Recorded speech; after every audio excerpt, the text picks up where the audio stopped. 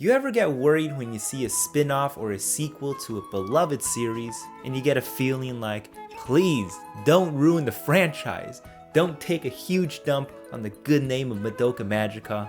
Well, I certainly got worried because Madoka Magica clearly means a lot to me, as you can see.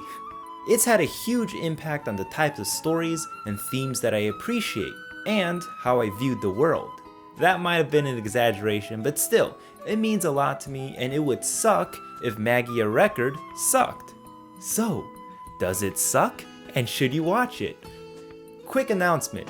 I said I would step up my waifu review game with some cosplay, and I would deliver on that promise. I got a Mami Tomoe video lined up within the next month or two, depending on how quickly I can finish the props. So, if you don't want to miss out on that, hit the subscribe button. That should either be hilariously good or hilariously bad. One of the first things you notice in episode number 1 is the music and art. It all seems quite familiar. The unique shaft style is here as well, although there is an unfortunate lack of head tilts. Hopefully we'll get some in later episodes.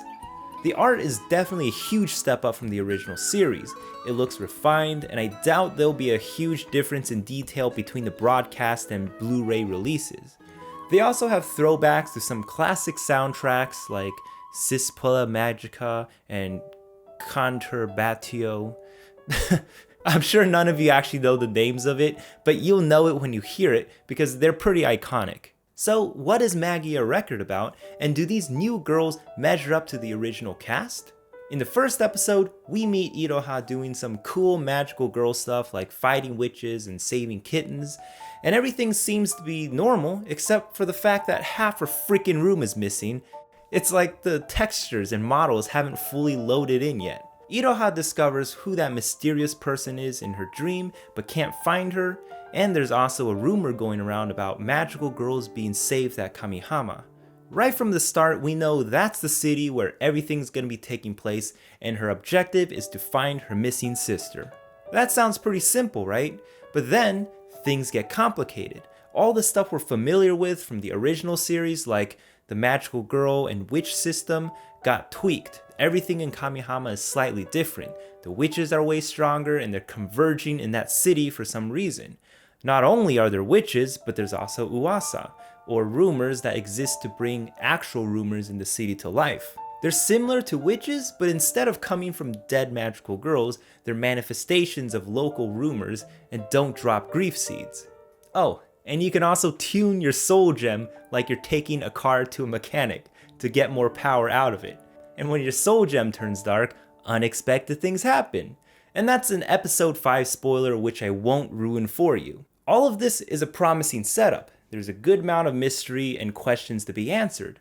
But does it fit into the overall tone and mood that we expect from a Madoka anime? Sort of, but not quite. One of the biggest differences is that the Urobuchi himself isn't involved in the writing, and you can definitely feel it. There are more light-hearted moments sprinkled throughout the episodes, unlike the original, where it just felt like serious the entire time. The fights also have different emotional impacts. In Magia Record, the fights aren't just fun spectacles, they're also part of the story. But compared to Madoka Magica, it lacks the same impact. The fights in the original carry a lot of emotion behind it, because fighting witches either ends with a life-changing experience or traumatizes the girl after having to kill her former friend, so already those are massive differences. But I'm not going to say which one's better because I like them in different ways, and future fights can definitely change this. I wouldn't be surprised if future fights take on a very serious tone, similar to the ones in Madoka Magica. The story originates from the game Magia Record, and like every adaptation, there are things that have to be changed here and there to make it work with the anime format. Obviously, they can take their sweet time with the story in a gacha game because they want you to use up your AP, so you'll consume AP potions to keep on playing. You can take breaks in the game, but in the anime, there's time limits as to how long you can keep a storyline going, so you need to speed things up a bit if you don't want people to tune out. For the characters, they also took a different approach this time. Iroha has a goal of finding her sister, and Yachiyo's story is mysterious, but they don't really have striking differences that set them apart from each other. In Madoka Magica, the girls were somewhat defined by their ideals, and this causes them to clash. Sayaka versus Kyoko is a pretty good example, and let's not forget freaking PTSD Homura versus everybody, except Madoka. Urobuchi loves to do this with his characters, making them stand for an ideal and placing them in situations that challenge them. Kinda like Akane Tsunemori in Psycho-Pass, and basically all of the characters in Fate Zero. The most promising and interesting character for me is Yachiyo. She seems to have a pretty complicated history and is one of the oldest magical girls, so when her history is revealed, it should be pretty satisfying. Also, looks-wise, she's a 10. But let's be honest, they're all really cute and likable.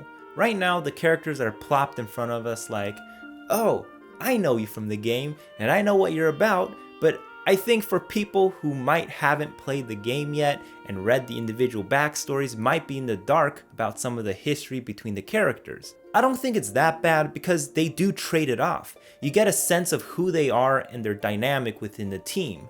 The girls at Kamihama typically work in teams rather than running solo like the girls at Mitakihara. There's also way more characters this time, so good team dynamic overall is more doable than diving deep into each character. And hopefully over time the writers are able to flesh them out as we go on, so I can become attached to them as I was with Madoka Magica. Currently, I would say there's a lot to look forward to. Episode 6 teased a spooky organization in the shadows and the best sisters, the Amane sisters. And eventually, all the questions I have will be answered. Now, I could keep up with the game story, but how am I supposed to do that when it's non-stop events after another? Please, let me rest. As long as they keep up the quality of the fights and keep building on the story and characters, I think this should be an enjoyable anime. It's not like I'm not enjoying it right now, but I want to like it even more. Do I think it will measure up to the legendary status of Madoka Magica? No, and I'm quite sure of that. But just because it isn't Madoka Magica doesn't mean it will be bad. I wanted to see the new girls and original characters animated, and I got my wish without needing to sell my soul to Kyubey. Although being a magical girl sounds pretty nice. Overall, if you're itching for more Madoka content and expanding the world and universe of Madoka Magica, I would recommend it. As for people new to the entire franchise, I would suggest watching the original first so you know what's up. Like, they do give you a crash course in the first episode, but it's still better to watch the original. As long as you know that this isn't written by Urobuchi and your expectations are reasonable, I think this should be a good watch. So, if you're still watching, what do you think about Magia Record so far? I can't imagine many people liking this more than the main story, but if there's something that you really like, let me know. I like reading what you have to say, and as always my friends, thank you for watching, and I'll see you next time.